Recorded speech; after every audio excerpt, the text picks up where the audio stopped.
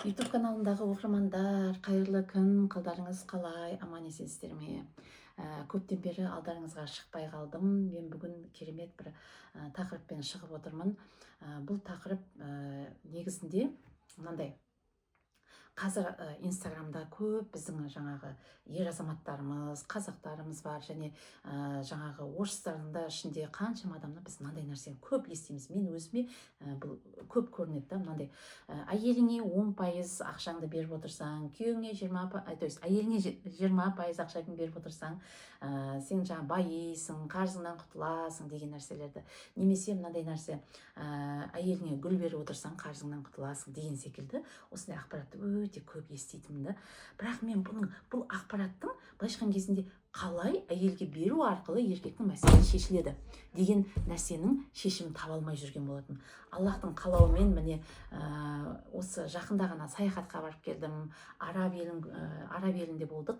Сонда мен араб елінің ер мен әйел қарым-қатынастарын сырт көзбен қарау арқылы және бізге жаңағы гидтің берген ақпараттары арқылы, жалпы осыған дейінгі сол араб елінің адамдар жайындағы ақпараттармен, в общем, маған мынандай бір жаңа бір ой, осы бағанағы сұрақтың жауабы осылай келді, Аллахтың қалауымен.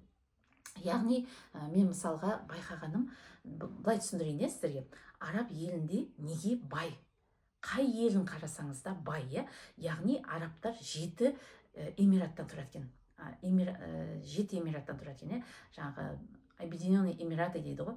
Сол 7 эмират. Ол жаңағы Дубай, Абу-Даби, жаңағы не бар, Фуджейра дегені бар, Бахрейн кірмейді, Оман, ұмытып қалдым, в общем, сондай 7 түрлі эмират бар екен да. И солардың жалпы өмір сүру салтын айтқан кезінде мен түсінгенім, оларда сол жаңағы әйелдерін, арабтар, әсіресе арабтар әйелдерін мүлдем жұмыс жасатқызбайды. Әйелдерін былайша айтқан кезінде как королева дейді ғой, солай көреді. Ол жаңағы бала туса, в общем, ұрпақты көбейту, оларда енді араб өздерінің жаңағы ұрпақтарын көбейту, санын арттыру деген нәрсе ең басты мәселе екен да. Сондықтан да араб пен араб үйленсе, мемлекет жақтан жағдай жасайды екен, және осы үйленген арабтардан бала туылса да, олардың жағдайлары өте жақсы жасалатын, өйткені олардың басты мақсаты нағыз арабтарды көбейту екен. И одан кейін бір байқағаным, олар мүлдем әйелдердің жұмыс жасатқызбайды. Яғни әйелдеріне ешқандай жауапкершілікті бермейді. Бүткіл жауапкершілік ер адамдардың өздерінде. Одан кейін былайша айтқан кезінде ешқандай жұмыс жасамайды. Тек қана олар сол жаңағы қыдырып жүреді, бала шағасына қарайды, бала шағасын туады. Олардың басты мақсаты, еще олар жұмысты жасамайды. Тіпті оқымайтын да шығар мысалға да. Мен ол жағын енді не қылмадым, толық ол жағына ақпаратым жоқ, тіпті оқымайтын да болуы мүмкін. Бірақ енді біз ондай араб болып кету бізге не емес. Бірақ мен бұл жерде Құранның несімен жүргенін байқап тұрмын да, Құранның жолымен. Неге? Себебі Құранда бізде айтады, ер азаматқа айтады, сендер отбасың үшін 100% жауаптысың. Әйеліңнің, бала шағаңның тамағы, киім кешегі, жалпы барлығын тек қана ер азаматтың мойнына іліп қойған. Ал сол жаңағы Мұхаммед саллаллаху алейхи уассалам пайғамбарымыздың өзі де сендердің іштеріңдегі ең жақсыларың әйелдеріңмен жақсы қарым-қатынаста болғандарың деді.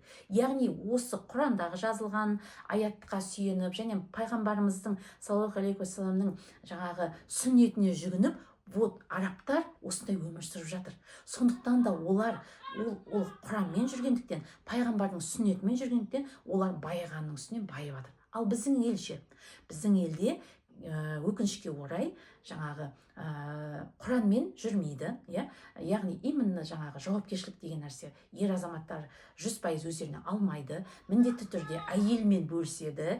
Әйелдің тапқан табысымен квартираны жабамын, жаңағы коммуналканы төлеймін, мен тапқан табысымен отбасым продуктысын аламын деген секілді, немесе енді 100% бізде ондай емес деп айта алмаймын, бірақ көбісі көп қазақ отбасыларды айтайыншы, басқа отбасы қазақтарға ғана мен айтатын әңгімем бар, қазақтардан алған ғой.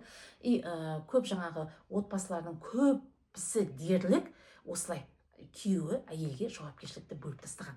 Яғни күйеуі толық 100% жауапкершілік өзі алмағанда, бар жаңағы күйеуі жауапкершілікті алған, және әйеліне ешқандай жауапкершілігі жоқ.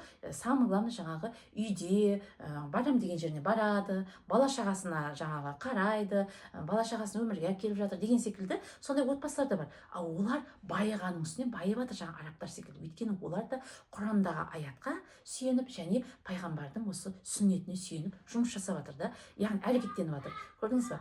Ал енді басқамыз көбісі дерлік ол дәл сол нәрсеге амал етіп жатқан жоқ. Сондықтан да бізде былайша айтқан кезінде средний отбасы, жаңағы қарызға кіріп кеткен, қарызы көп. Қазір тауып берем, қарызы көп, сол жаңағы қарызы көп, сондай отбасылар өте көп та. И кредитпен, ипотекамен ғана мәселесін шешіп отқан отбасылар өте көп. И сондықтан да біздің еліміздің байып кетуі өте кешеуіл дамып келе жатыр. Неге десеңіз, біз үлкен мемлекеттің әрбір қазақ отбасы бұл жеке бір мемлекет. Әрбір отбасы жеке мемлекет. Ал сол әрбір жеке мемлекеттің жағдайы жақсарса, біздің жалпы мемлекетімізде сондай жағдай жақсаратын еді деп ойлаймын, менің өз ойымда. Сол себепті біз әрқайсымыз жеке бір отбасы жағдайымызды жақсартып отырсақ, үкіметке де қарамаймыз. И үкіметтің де жағдайы жақсаратын еді. Осы кезде көрдіңіз ба? Енді қараңызшы, бұл менің жалпы осы ютубта тек қана әйел ғана деп ойламаймын, бұл жерде ер азаматтар да бар деп ойлаймын.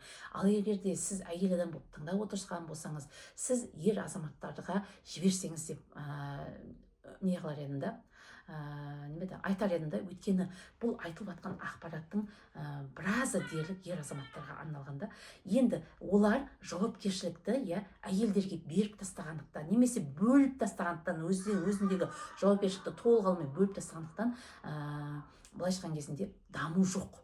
Ал қашан ол жауапкершілікті толық алады, әйел азаматтарына жауапкершілікті бермей, түгел әйелдегі бүткіл жауапкершілікті өзіне алады, сол кезде ғана олардың жағдайы иншалла жақсаратын болады. Міне, сондықтан да біздің ең жаңағы дұрыс емес бағытта кетіп бара жатқанымыз осы. Тағы да осы жерде бір қызықты айта кетейін. Мысалға, әйел мен күйеуі екеуі бірге күнде таңертең жұмысқа кетеді. Екеуі де отбасын асырау үшін, екеуі де таңертең жаңағы бала шағаны садикке, мектепке жібереді, екеуі бірге жұмысқа кетеді, жұмысқа барады. Екеуі де жаңағы сол жұмысты, то есть екі жерде болса да, екеуі де бірге кешке қайтады ғой үйге, жұмыс жасап келіп үйге келеді. Сол кезде мына ер азамат неғып жатады. Ал әйел адамның осы кезде ол еще жұмыс жасайды, еще ақша табады, еще жаңа күйеудің жауапкершілігін бөлісіп отыр, сөйте тұра үйге келеді, тағы да жауапкершілігі бар. Кешкі асты жасау керек, бала шағаны ыңғайлау керек, жаңағы сабақтарына көмектесу керек, кірлерін болса жуу керек. Яғни демалмайды әйел адам. Әйел тозбағанда кім тозады? Әйел осындай жағдайда әйел тозбағанда кім тозады? Әрине, әйел тозады. Өйткені ода плюс үйдің жауапкершілігі бар. Қаншама ақша, жаңағы ипотеканы жабу керек, кредит жабу керек деген жауапкершілігі бар. Одан бөлек үйдің де жауапкершілігі әйелде тұр. Көрдіңіз ба? Сондықтан да бұндай отбасылар ешқашанда байымайсыз. Міне, психосомат ретінде айтар едім да, байи алмайсыз ешқашанда. Ер адам қашан жауапкершілікті 100% алып, әйелім, бұл жерде еще не қылыңызшы, әйел жұмыс жасамасын деген сөз емес. Әйел жұмыс жасасын, бірақ өзіне ұнайтын, рахаттанатын, сол жұмысты жасау арқылы өзіне энергия алатын жасасын. Ал тапқан табысын не обязательно әйел күйеуіне беруге, күйеудің жаңағы жалпы отбасының жаңағы кредитін жабуға деген секілді. Оған әйел міндетті емес. Егер өзі қаласа, өзі от души берісіп тұрса, ода тұрған ешқандай жамандық жоқ. Көрдіңіз ба? Яғни жаңағы состояние, жаңағы жағдайдан мүлдем басқаша жағдай бұл. Және бұл әйел үйге келеді, екеуі де жаңағыдай жұмысқа барады, екеуінің де жаңағы жасап жатқан жұмыстары бар, әйелдің өзі рахатының жасап жатқан жұмысы бар, и ол екеуі үйге келген кезінде, әйел бұл жерде уже өзінің ақшасы өзінде болғандықтан, өзі уже табыс тауып жатқаннан кейін, өзінің энергиясын жұмыс жасап жатқаннан кейін, бұл әйел үйге келіп тағы да жаңағы тамақ жасау, андай мындай деген нәрсені де тоже жеңілдетіп қоюы мүмкін да бұндай әйел ше. Өйткені ол өз рахатына өмір сүріп жатыр да. Ол мүмкін сырттан алып келеді тамақты, ол мүмкін тапсырыс береді, ол мүмкін жаңағындай арнайы сондай бір керемет техникалар бар, таңертең салып кетеді, ал кешкісін дайын тұрады. Мүмкін, көрдіңіз бе, яғни өзінің рахатына өмір сүріп жатқан әйел ол жағында жасап алады да. Яғни ол қатты өзін жауапкершілікке нагрузка жасамайды. Міне көрдіңіз бе, осындай нәрсемен біз жасаған кезде ғана біздің өміріміз өзгереді екен. Мен осындай нәрсені жаңағы бағана айттым ғой, әйеліңе гүл беріп тұрса, әйеліне өзінің ақша, осы жауабын айтайын. Әйеліне гүл беріп тұрса және әйелінің 10%-ын, өзінің тапқан табысының 20%-ын беріп отырса, мысалға да, бұл қалай болады? Ер адам жалпы ақшасы табысы бар, и ол 10% немесе 20% өзінің ақшасын әйеліне міне мынаны өз рахатыңа жұмса деп беретін болса, ай сайын беріп тұратын болса, содан кейін жаңа гүлді немесе екінші вариант бір белгілі бір уақыттарда айына бірнеше рет сондай құшақ гүлмен сыйлап отыратын болса үнемі, бұндай жерде ер азамат өсет әйелдің жанында. Неге десеңіз, бағанағы мен айтқан бірінші үлгі бар ғой, жауапкершілікті бөліп, ер азамат жауапкершілікті бөлген деген отбасы бар ғой, и одан кейін екінші үлгі бар, жаңағы әйел өзі рахатына жұмыс жасап жатыр деген, ол жерде жауапкершіліктің бәрі ер адамның өзінің мойнында тұр деген. Міне осы екі үлгідегідей бірінші үлгіде сондай жаңағы бірінші үлгідегі әйел ер азаматы туралы ол өзімен тең көреді. Ол да ер азамат секілді, бұл да ер азамат, немесе бұл да әйел секілді тең көреді. Ал енді екінші модельдегі әйел, ол уже өз рахатына жұмыс жасап жатқан, күйеуі оған бүткіл нәрсені обеспечить етіп отырғаннан кейін, ол уже күйеуінен 1 сатыға, 2 сатыға, мүмкін 3 сатыға төмен тұра алады да. Өйткені ол күйеуі бүткіл нәрсені жасап жатыр да. Ал енді осы жерде жаңағы 10%-ын, тапқан табысының 20% деген нәрсені берген кезде, күйеуі әйелінің алдындағы бейнесі өседі ғой.